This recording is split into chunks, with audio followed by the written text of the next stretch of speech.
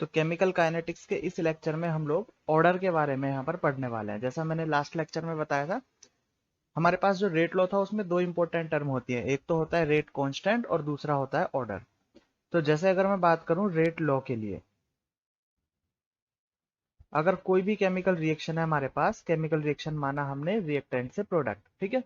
तो इसके लिए अगर रेट लॉ लिखा जाएगा तो वो रेट लॉ हम कैसे लिख सकते हैं, आर, आर का मतलब है यहाँ पर रेट, ठीक है। तो यहाँ पर अगर रेट लॉ लिखना है तो आर इज इक्वल टू के मल्टीप्लाई बाय रिएक्टेंट की कंसेंट्रेशन और उसकी पावर एन, एन का मतलब क्या है यहाँ पर, ऑर्डर। तो हमारे पास ये क्या है, यह है रेट कांस्टेंट,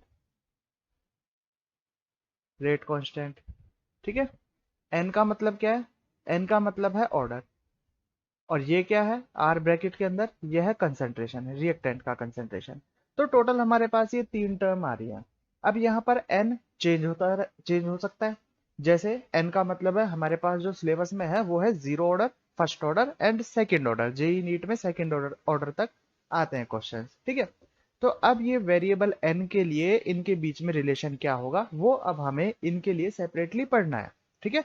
जीरो ऑर्डर के लिए रिलेशन क्या होगा, फर्स्ट ऑर्डर के लिए रिलेशन क्या होगा और सेकंड ऑर्डर के लिए रिलेशन क्या होगा। अब देखो किस तरीके से हम आगे इसे कंटिन्यू करते हैं।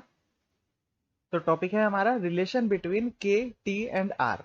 के मतलब rate constant, T means time and bracket में आर मींस कंसंट्रेशन, ठीक है। तो हम सबसे पहले स्टार्ट करेंगे जीरो ऑर्डर के लिए।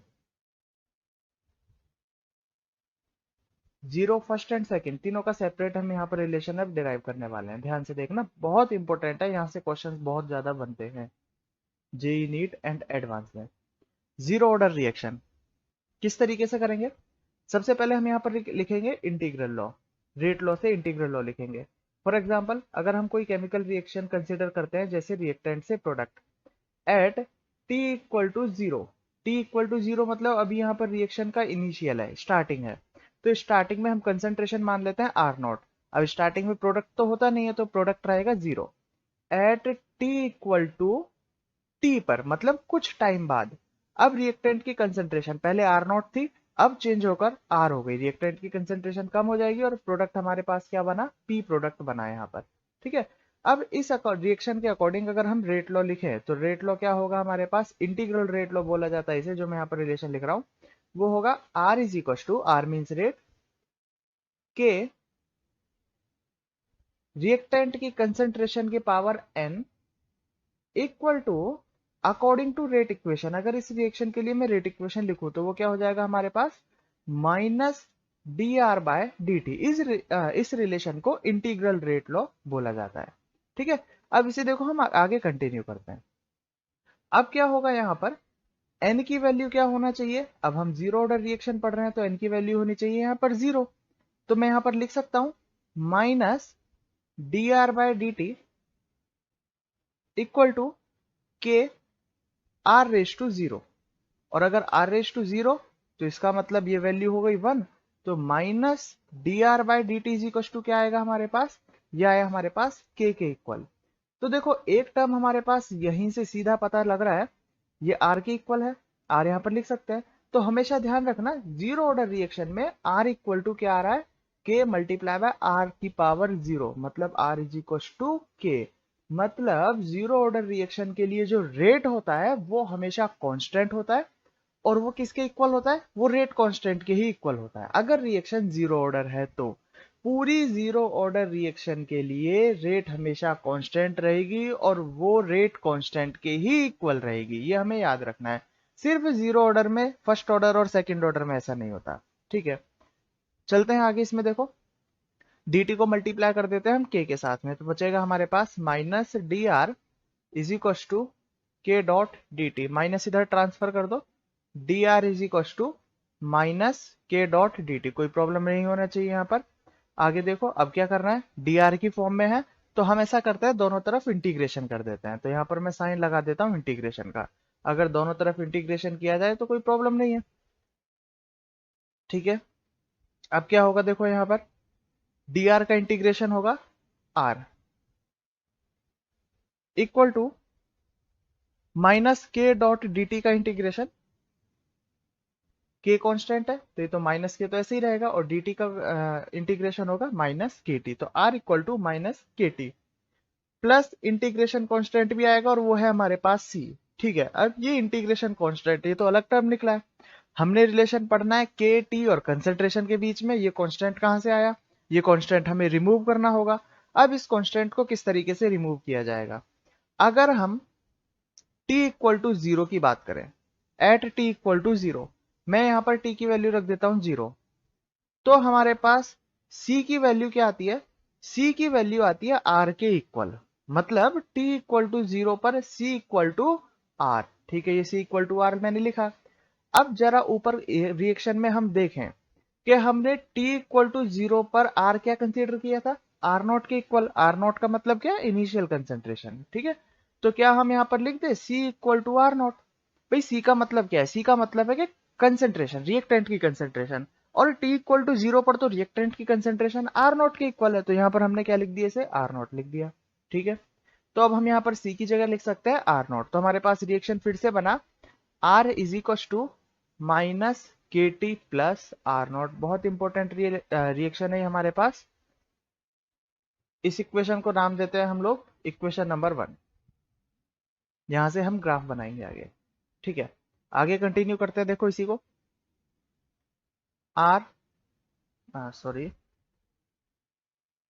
के टी को लेफ्ट साइड में ले आओ और आर को राइट साइड में ले आओ, तो ये जो माइनस के टी था ये प्लस में हो जाएगा। K t is equal to R naught minus R, तो हमारे पास के क्या होगा, k is equal to R naught minus R by t. मतलब हम बोल सकते हैं इनिशियल कंसेंट्रेशन, आर नॉट का मतलब क्या है, इनिशियल कंसेंट्रेशन, और आर का मतलब क्या है, फाइनल कंसेंट्रेशन। तो initial concentration minus final concentration divided by T, या फिर हम बोल सकते हैं directly change in concentration divided by time. ये हमारे पास जीरो ऑर्डर रिएक्शन के लिए रिलेशन आया, k is equal to R naught minus R by t. ये सिर्फ एक रिलेशन है, अगर बोर्ड में पढ़ा जाए तो हमें पूरा डेरिवेशन याद करना होता है, और अगर जेई नीट में पढ़ा जाए तो डेरिवेशन तो वहां आएगा नहीं, वहां छोटी छोटी चीजों से क्वेश्चन पूछे जाएंगे। और केमिकल काइनेटिक्स के क्वेश्चंस हमेशा ऐसे आते हैं कि अगर हमें प्रॉपर मेथड से सॉल्व करें तो हमें उन्हें सॉल्व करने में 10 मिनट तक लग सकते हैं, 10 से 15 मिनट का टाइम लगता है। लेकिन अगर हमें कुछ शॉर्टकट्स पता है तो हम उन क्वेश्चंस को पढ़ते ही डायरेक्ट आंसर टिक लगा सकते हैं, हमें पेन चलाने की भी जरूरत नहीं होती। तो यहाँ पर ध्यान रखना k is equal to R naught minus R divided by t, ये हमें क्या दिखाई दे रहा है, ये हमें दिखाई दे रहा है change in concentration upon time, और यही तो रेट होता है के इज इक्वल टू आर। तो अगर हम थोड़ा सा दिमाग ऊपर लगा लेते तो हमें ये पूरा डेरिवेशन करने की भी जरूरत नहीं होती। ये देखो रिलेशन हम यहीं पर पहले से लिख चुके हैं, हमें इतना डेरिवेशन करने की जरूरत नहीं है। केमिकल काइनेटिक्स में बस हमें यही ट्रिक्स निकालनी है। अगर हम यहाँ पर देख सकते हैं कि आर इज इक्वल टू क्या है हमारे पास, R is equal to sorry यहाँ देखो आर इज इक्वल टू हमारे पास के है, तो k इज इक्वल टू क्या हुआ, रेट के इक्वल, और रेट क्या होता है, change in concentration upon time. तो ये डेरिवेशन करके फॉर्मूला निकालने की जरूरत नहीं, हम लिखेंगे direct change in concentration upon time is equal to A, ये डायरेक्ट रिलेशन है। ठीक है, अब हम बात करते हैं कर्व की, जो कि इक्वेशन 1 से आएगा। हम यहाँ पर कर्व बना रहे हैं, curve between concentration and time, concentration और टाइम के बीच का यहाँ पर कर्व आएगा। देखिए किस तरीके से बना सकते हैं हम यहाँ पर curve.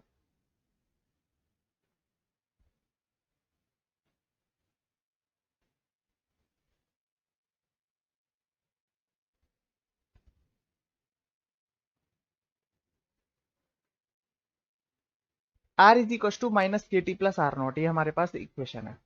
R is equal to minus के टी प्लस आर नॉट, इसे हम लिख सकते हैं y is equal to M X plus C से, y is equal to M X plus C. ये हमारे पास स्ट्रेट लाइन की इक्वेशन होती है, 11th क्लास में हम लोगों ने पढ़ा हुआ है। तो y की एक्सिस पर हम क्या रखेंगे, r, और r का मतलब क्या है, r का मतलब है यहाँ पर कंसेंट्रेशन, तो मैं यहाँ पर लिख दूं कंसेंट्रेशन, जो कि डिनोट किया जा रहा है किससे, r से। ठीक है, उसके बाद हम बात करें x की टर्म में क्या है यहाँ पर, टाइम, ये रहा टाइम जिसे हम डिनोट कर रहे हैं t से। ठीक है, C का मतलब है आर नॉट, मतलब यहाँ पर जो कर्व स्टार्ट हो रहा है वो कहाँ से स्टार्ट होगा, C से, और यहाँ पर जो स्लोप देखोगे वो स्लोप है माइनस के, मतलब नेगेटिव में स्लोप आ रहा है। और अगर नेगेटिव में स्लोप आएगा तो हमारे पास जो कर्व बनेगा वो कुछ इस तरीके का हमारे पास कर्व बनेगा। ठीक है, यहाँ पर ये जो पॉइंट है इंटरसेक्ट पॉइंट, ये क्या होगा हमारे पास, ये होगा आर नॉट के इक्वल, और ये स्लोप होगा स्लोप माइनस के इक्वल। ठीक है, इस इक्वेशन को इस कर्व को देखो हम डायरेक्टली देख सकते हैं कि स्टार्टिंग में हमारे पास कंसंट्रेशन कितना था, टी इक्वल टू 0 पर आर नॉट। ठीक है, और जैसे जैसे हमारे पास टाइम बढ़ता गया, रेट कॉन्स्टेंटली कॉन्स्टेंटली कितना, रेट कांस्टेंट के इक्वल, वो कांस्टेंट कितना है, के इक्वल है। ठीक है, कंटिन्यू वो डाउन होती चली गई, कंसंट्रेशन कंटिन्यू डाउन होती चली गई, तो उसी से हमारे पास कर्व बना है। तो ये हमारे पास जीरो ऑर्डर हुआ, जिसमें हम लोगों ने जो इंपॉर्टेंट टर्म है वो क्या है, एक तो हमें ये रिलेशन याद रखना है और एक हमें ये कर्व याद रखना है। यहीं से हमारे सभी क्वेश्चन सॉल्व हो जाएंगे। ठीक है, डेरिवेशन बोर्ड में भी पढ़ लिया होगा, और यहाँ भी से डेरिवेशन को अच्छे से कर लेना। अगर बाई चांस हम डायरेक्ट फॉर्मूला भूल जाए तो हम इजीली 2 मिनट में वहां पर डिराइव भी कर सकते हैं। ठीक है, अब नेक्स्ट चलते हैं हम लोग फर्स्ट ऑर्डर रिएक्शन पर। तो जैसा डेरिवेशन हमने जीरो ऑर्डर के लिए किया था, सेम वैसा ही डेरिवेशन अब हमें फर्स्ट ऑर्डर रिएक्शन के लिए करना है।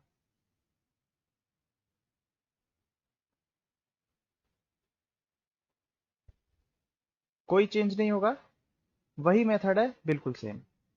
जैसे अगर हम कोई भी इक्वेशन कंसिडर कर लेते हैं, reactant to product at t equal to 0, तो टी इक्वल टू 0 पर इनिशियल कंसेंट्रेशन हमने माना आर नॉट, और प्रोडक्ट कितना रहेगा 0।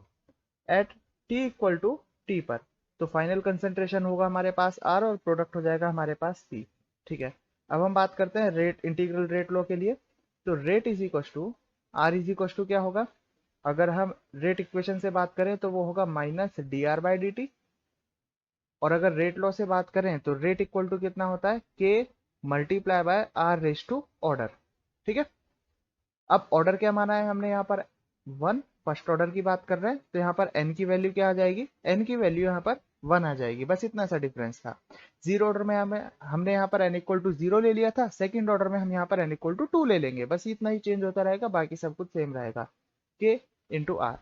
अब क्या करना है, जैसे हमने नेक्स्ट स्टेप में किया था, minus D R is equal to minus D R by R, यहाँ जाएगा k डॉट डी टी। ठीक है, माइनस हम यहाँ पर ट्रांसफर कर लेते हैं, माइनस आ जाएगा यहाँ पर, एक ही बात है। ठीक है, अब हमें क्या करना है, अब हमें दोनों तरफ करना है इंटीग्रेशन, तो यहाँ भी इंटीग्रेशन कर देते हैं और यहाँ भी इंटीग्रेशन कर देते हैं। ठीक है, दोनों तरफ हमने इंटीग्रेशन किया, क्या होगा आप देखो, 1 बाय आर डी आर, तो 1 बाय आर का जो इंटीग्रेशन होगा वो हम जानते हैं, वो होता है हमारे पास L N R, natural log R, equal to minus K dot D T, तो minus K dot D T का इंटीग्रेशन होगा यहाँ पर के टी माइनस के T plus integration constant C आ जाएगा। अब इस सी को किस तरीके से एलिमिनेट करना है हमें, एट टी इक्वल टू 0, अगर हम टी इक्वल टू 0 रख देते हैं तो सी की वैल्यू क्या आ जाती है यहाँ पर, C equal to L N R, लेकिन हमें पता है कि टी इक्वल टू 0 पर हमने कंसेंट्रेशन क्या रखना है, आर नॉट रखना है, तो आर की जगह हम क्या रख देंगे, यहाँ पर आर नॉट रख देंगे, तो सी इक्वल टू क्या है, एल एन आर नॉट। इसे इस इक्वेशन में हम फिर से रख देते हैं, तो आएगा हमारे पास L N R is equal to minus के T plus L N R naught. ठीक है, ये इक्वेशन हमारे पास यहां से आ जाता है। तो के टी इज इक्वल टू क्या आया, के टी इज इक्वल टू आया हमारे पास L N R naught minus L N R. ठीक है, के टी इक्वल टू, अब लॉग के रूल्स तो हम जानते ही हैं, जब माइनस में आता है तो ये क्या हो जाएगा, l N R naught by R, l N R naught by R, ये कंप्लीटली नेचुरल लॉग में है। ठीक है, तो हमारे पास जो फॉर्मूला बना वो फॉर्मूला आया k equal to 1 by t l N R naught by R, R naught है यहाँ पर इनिशियल कंसेंट्रेशन और आर है यहाँ पर फाइनल कंसेंट्रेशन। अगर इस नेचुरल लॉग को हम बेस कन्वर्ट करते हैं 10 के अंदर, तो 2.303 से मल्टीप्लाई होता है, जानते हैं हम लोग ये, तो 2.303 डिवाइडेड बाय टी, और ये हो जाएगा हमारे पास लॉग, यहाँ पर लॉग का बेस था ई और यहाँ पर लॉग का बेस है 10, ये हो जाएगा हमारे पास आर नॉट बाय आर। तो जो मेन इक्वेशन है जिससे हमारे पास क्वेश्चन आता है वो इससे आते हैं। ठीक है, तो ये हमारे पास इक्वेशन हुई, हमें याद रखना है, इंपॉर्टेंट है। देखो डेरिवेशन बिल्कुल वैसा ही था जैसा जीरो ऑर्डर में किया है, और सेकंड ऑर्डर का भी डेरिवेशन बिल्कुल इसी तरीके से रहेगा, कोई चेंज नहीं आएगा। बस हमें यहाँ पर n की जगह क्या रख देना है, वहां पर 2, और आगे बस इंटीग्रेशन जब चेंज करेंगे तो इंटीग्रेशन में वही चेंज होगा। ठीक है, अब हम बात करते हैं यहाँ पर इनके कर्व की। कर्व किस तरीके से ड्रॉ किया जाएगा, देखिए यहां पर हम कर्व ड्रॉ कर रहे हैं ln r नॉट और t के बीच में कर्व ड्रॉ करना है। तो इक्वेशन है हमारे पास, अभी जो इक्वेशन हमने निकाला, k T equal to ln r naught minus ln r। इसे किससे कंपेयर करेंगे हम, इसे कंपेयर करेंगे हम y is equal to M X plus C से, एम एक्स प्लस सी। देखिए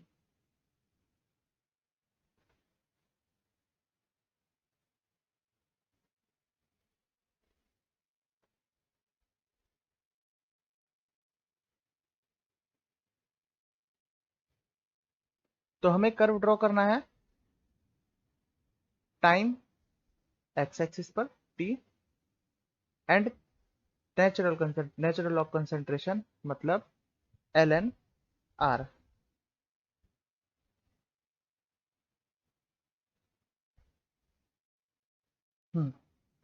y is equal to M X plus C. अब y is equal to M X plus C के लिए पहले इस इक्वेशन को हम इसे कन्वर्ट करते हैं। किस तरीके से कन्वर्ट कर पाएंगे, यहां पर हमें y एक्सिस पर रखना है ln r, ठीक है, और x एक्सिस पर रखना है t। तो इसे हम दूसरी फॉर्म में कन्वर्ट करते हैं। किस तरीके से कर सकते हैं, ln r को मैं लेफ्ट साइड में ले आऊंगा और kt को मैं राइट साइड में ले आऊंगा। तो ये हो जाएगा हमारे पास ln r is equal to kt minus में चला जाएगा प्लस ln r नॉट हमारे पास इस तरीके से रहेगा। ठीक है, तो इसको बस हमने y is equal to M X plus C के फॉर्मेट में यहाँ पर चेंज किया है। अब देखो जब इसे इसके फॉर्मेट में चेंज किया तो स्ट्रेट लाइन तो है, अब यहाँ पर x एक्सिस पर t है और यहाँ पर जो हमारे पास m मतलब स्लोप है वो तो माइनस के है। इसका मतलब क्या हुआ, यहाँ पर भी लाइन स्ट्रेट लाइन आने वाली है और वो डाउन स्ट्रेट लाइन आने वाली है। तो ये डाउन स्ट्रेट लाइन हमारे पास इस तरीके से आ जाएगी। ठीक है, ये हमारे पास स्ट्रेट लाइन हुई। अब देखिए टर्म कौन कौन सी किस किस तरीके से होगी। यहाँ पर c क्या है, ये पॉइंट है हमारे पास c, तो ये c पॉइंट है, ये हो जाएगा हमारे पास ln r नॉट।